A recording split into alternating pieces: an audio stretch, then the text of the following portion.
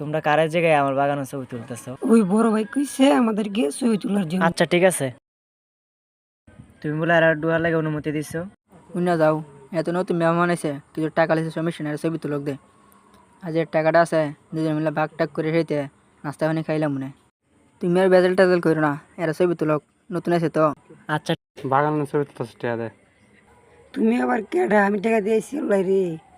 ওই লোকটার কাছে আমি টাকা দিয়েছি।